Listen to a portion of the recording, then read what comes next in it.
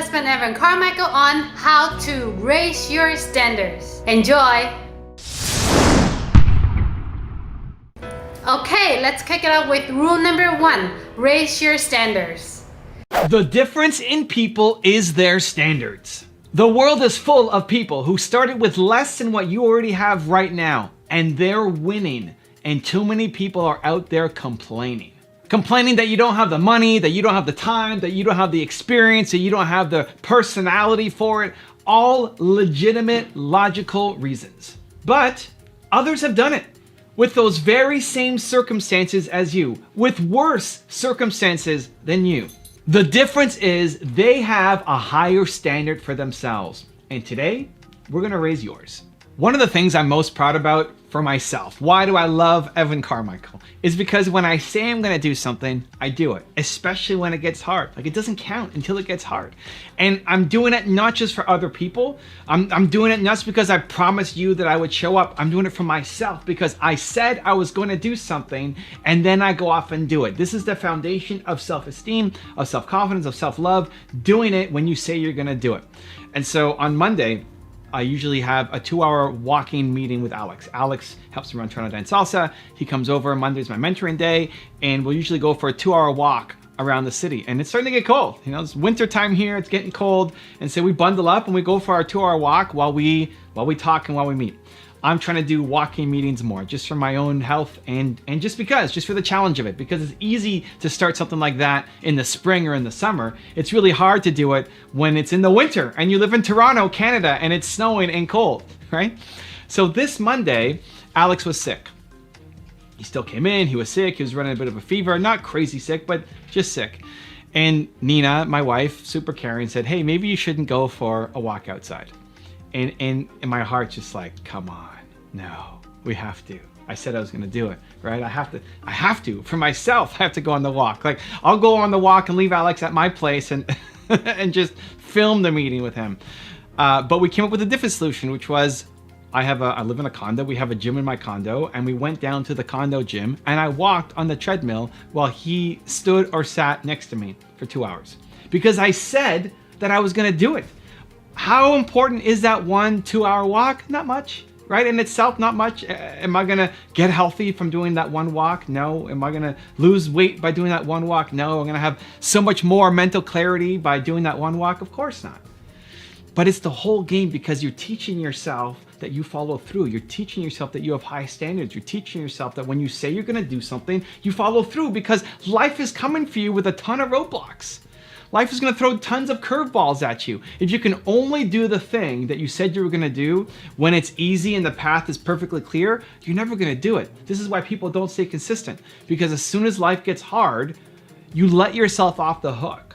You allow your standards to drop, to say, oh, it's okay. Yeah, of course I can't go for a walk because Alex is sick, right?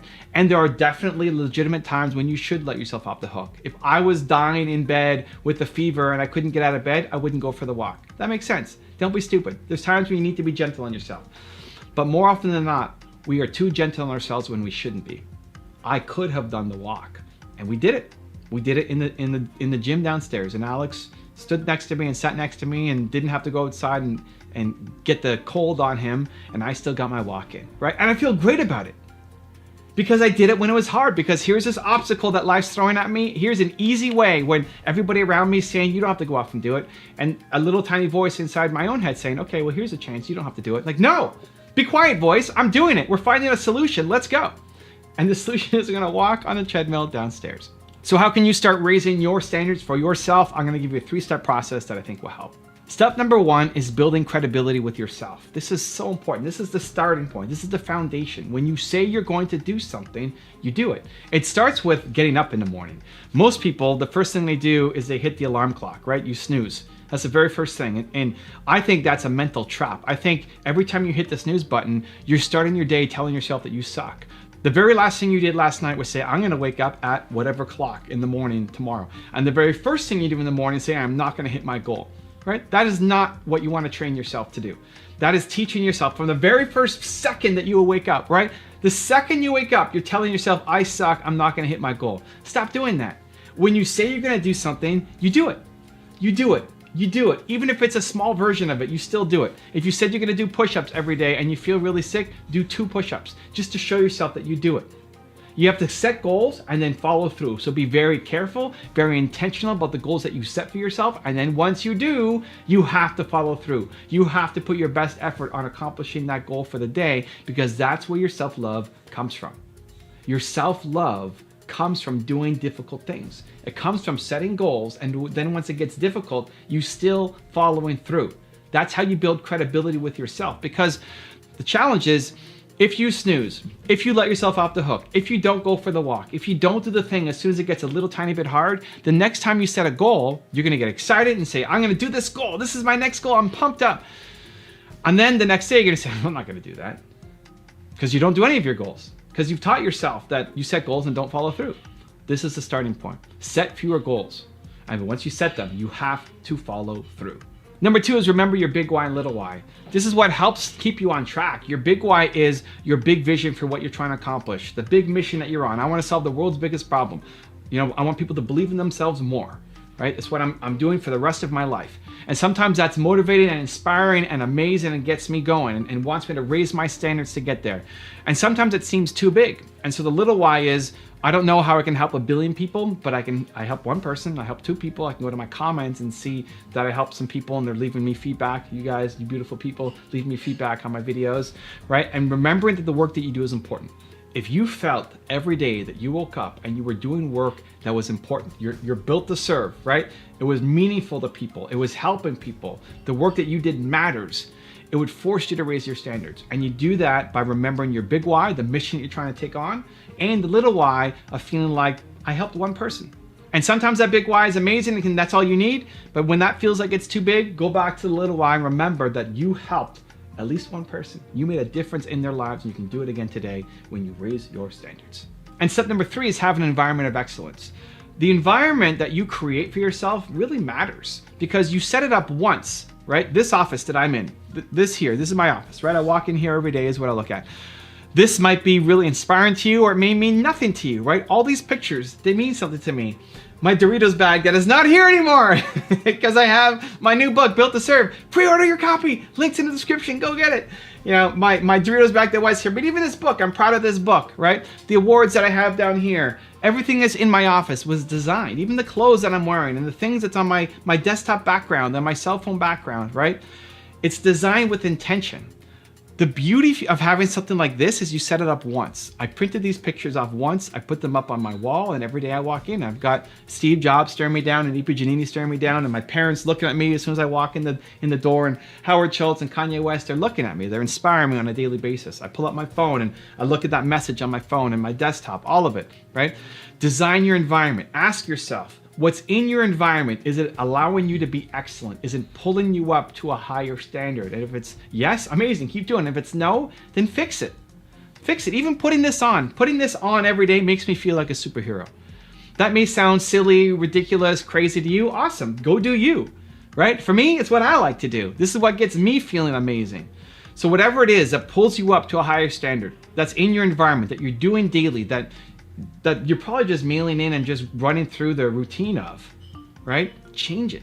Ask yourself, what does an excellent environment look like for you? What do you need to have on your body, in your environment, on your walls, on your backgrounds, right? Your screens. What do you need to have there that when you see it, it's going to remind you of who you are and who you want to be and the person that needs to grow to accomplish the goals that you have for yourself. Create an environment of excellence. If you want more confidence and motivation, please check out our 254 series. The link is in the description below.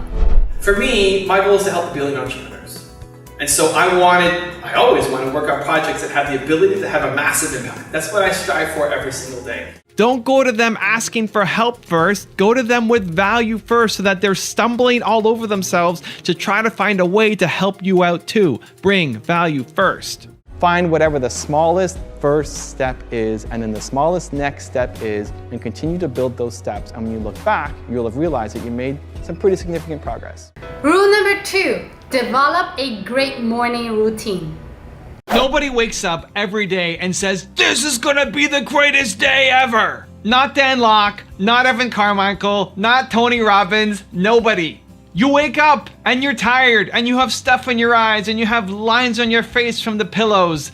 The difference between successful people is that they demand excellence from themselves through the habits and routines that they do daily. The problem is that thinking that these people are different, that if you're not waking up with tons of motivation ready to take on the day, that something is wrong with you. The only thing that's wrong with you is you don't have the habits that set you up for success every single day, and today, I want to change that. So I have a 5S morning routine that I go through every single day that sets me up for success, that demands excellence. I'm going to share with you guys today. The first S is sing. The fastest way to change your state is to put on music. The fastest way to go from feeling low energy, tired, bored, into an energy of I am ready to go is music.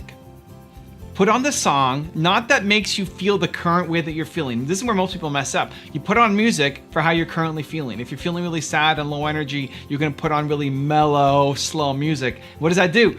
It keeps you in the same state that you're in. It keeps you exactly where you are. What you wanna do is put on the music for how you wanna feel.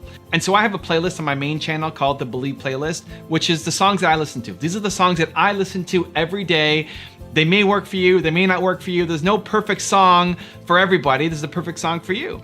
And so build a playlist of the songs that make you come alive. Here's the criteria.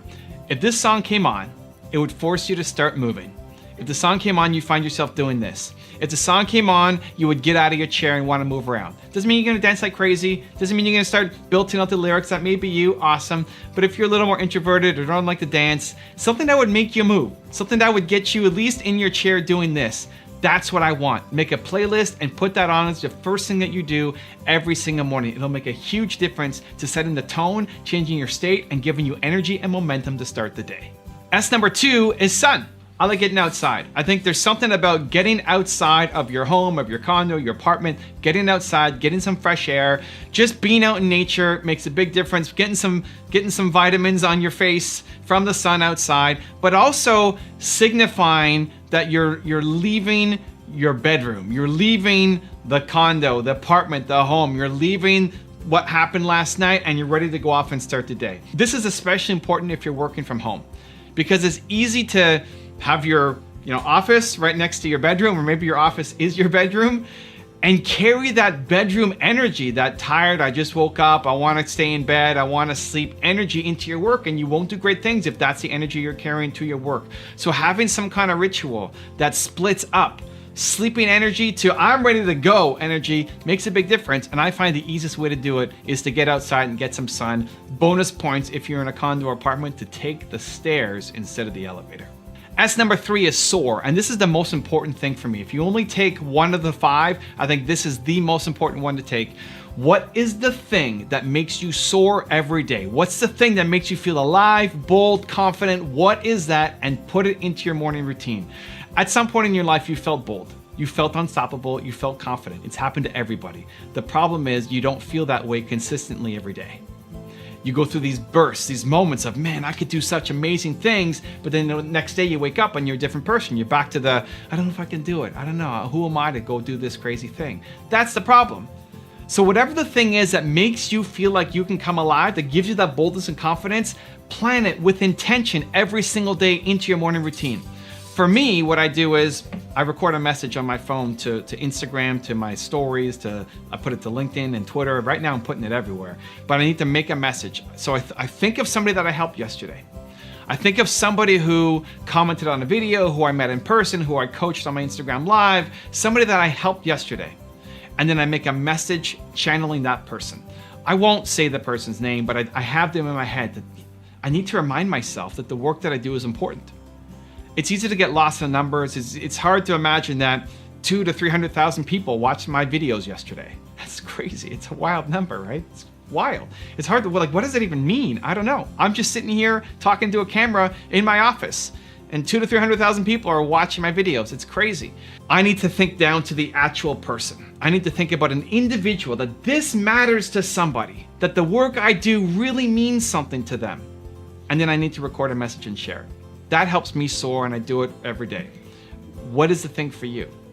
What makes you soar? Maybe it's watching the 254 series that I put up every day. Maybe it's watching the Espresso videos like this that I put up every day. And some people every day. This is part of the morning routine, is watching an espresso video, and I'm humbled to be part of your morning routine. For other people, it might be meditating, it might be watching a video, it might be reading a book, listening to a podcast. I don't care what the thing is, but you have felt bold, unstoppable, and confident at some point in your life. What led you to feeling that way and then demand it of yourself every day by putting it into your morning routine? The third S is SOAR. It's the most important one. The fourth S for me is sweat. This is just about being healthy, having a healthy lifestyle, and I want to do something that makes me sweat. So whether it's a HIIT workout, a cardio workout, a weights workout, I put that into my daily routine because I want to bust a sweat and I want to stay healthy into my 40s, which is coming up, and then into my 50s and beyond. And then the last S for me is scare. I want to do something every day that scares me. What I'm doing right now is I take a cold shower. So after sweating, I need to have a shower. Don't want to show up to work all smelly. And so I hop in the shower, but right away start turning it colder and colder and colder and colder and colder. And then right at the very end, I go all the way cold and I freeze. And even just thinking of it right now, it sucks, which is the best. Right? You want to do the thing that scares you every day. You're teaching yourself that I do scary things. So whatever is scary for you, whether it's taking a cold shower, whether it's making a phone call, whether it's sending an email, making a video and posting it, doing scary things, teaching yourself, getting that out of the way right from the beginning, I find really helps me. Now I've got a very special bonus clip on lose your scarcity mindset that I think you're gonna enjoy. But before that, it's time for the question of the day. What is the number one goal that you need to chase down this week? And if you made it this far in the video and you promise to take action after watching, we don't just watch video, we do something. I want to celebrate you. Give me a hashtag believe in the comment below. You are staying small because you're afraid. You're afraid of the worst case scenario coming true, losing, having no money, and being embarrassed. But you know you're capable of more. You know the way that you're going about doing things right now is nothing compared to what you're capable of. Unless you lose that scarcity mindset, you're always gonna stay small, knowing that you are capable of more. Today I'm gonna show you how.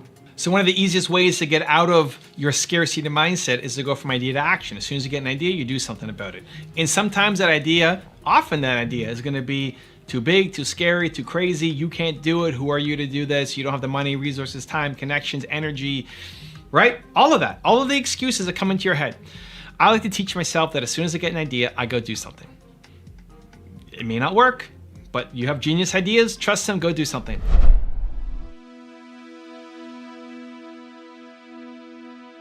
If you want to learn the number one reason you're not winning in life, check out the video next to me. You gotta click that one. I will see you there. Continue to believe.